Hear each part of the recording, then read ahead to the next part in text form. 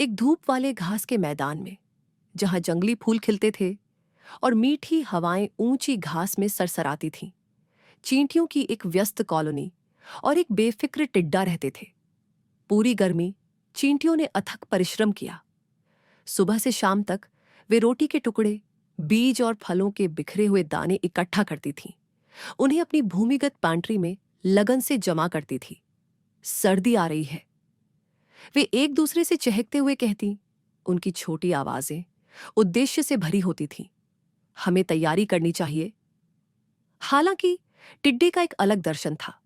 वह अपने दिन वायलिन पर जीवंत धुनें बजाते हुए, हवा में कूदते हुए और गर्म धूप में नहाते हुए बिताता था। इतनी मेहनत क्यों? वह गुजरती हुई चींटियों को पुकारता। उसकी एंटीना मनोरंजन से फड़कते रहते थे। दिन का आनंद लो, काम के लिए बहुत समय है बाद में। वही हंसता, एक तेज हंसमुख आवाज, और फिर अपने वाद्य यंत्र से एक और खुशहाल नोट निकालता। चींटियां, हालांकि उन्हें एक अच्छी धुन पसंद थी, बस अपना सिर हिलाती थीं और अपना अंतहीन काम जारी रखती थीं। वे जानती थीं कि गर्मी की गर्माहट हमेशा नहीं रहेगी।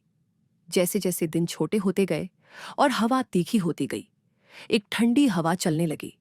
फूल मुरझा गए, पत्तियां लाल और सुनहरे रंग के शानदार रंगों में बदल गईं और फिर गिर गईं, और टिड्डे के जीवंत गीत कम होते गए। जल्द ही पहली बर्फबारी शुरू हो गई, जिससे घास का मैदान एक नरम सफेद चादर से ढक गया। चींटियां अपने अच्छी तरह से भरे हुए घर में आरामदायक और गर्म थीं। उन्होंने अपने प्रावधानों पर दावत दी। उनके पास सबसे ठंडे महीनों तक चलने के लिए पर्याप्त भोजन था। हालांकि टिड्डा ठंड और भूख से कांप रहा था। उसका वायलिन उसके बगल में खामोश पड़ा था। उसने बंजर जमे हुए घास के मैदान को देखा और एक डूबते हुए दिल के साथ महसूस किया कि उसके पास कोई भोजन नहीं, कोई आश्रय नहीं और कोई गर्माहट नहीं थी। उसकी जीवंत भावना हर गुजरते पल के साथ कम होती जा रही थी। हताश होकर वह चींटी कॉलोनी के प्रवेश द्वार तक लंगड़ाते हुए गया। कृपया, उसने गिड़गिड़ाया।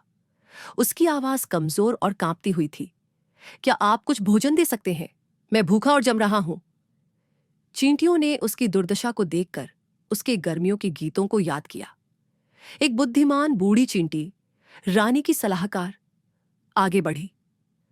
हमने अपना भोजन इकट्ठा करने के लिए पूरी गर्मी कड़ी मेहनत की, उसने धीरे से कहा। जबकि हम आपके संगीत की सराहना करते हैं, हमने इस विशेष दिन के लिए तैयारी की थी।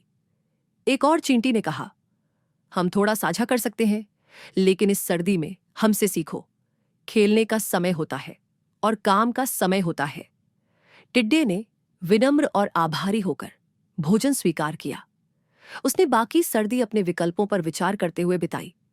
जब आखिरकार वसंत आया और घास का मैदान फिर से जीवंत हो उठा, तो टिड्डा अभी भी अपना वायलिन बजाता था, लेकिन अब वह चींटियों की मदद करने में भी अपने दिन का कुछ हिस्सा बिताता था। बीज और पत्तों के टुकड़े ले जाता था। उसने सीखा कि जबकि खुशी और संगीत महत्वपूर्ण थे, दूरदर्शिता और तैयारी भी उतनी ही महत्वपूर्ण थी। और उस दिन से घास का मैदान टिड्डे की जीवंत धुनों और चींटियों की व्यस्त गुनगुनाहट दोनों से गूंजता था, जो कंधे से कंधा मिलाकर काम करती थीं।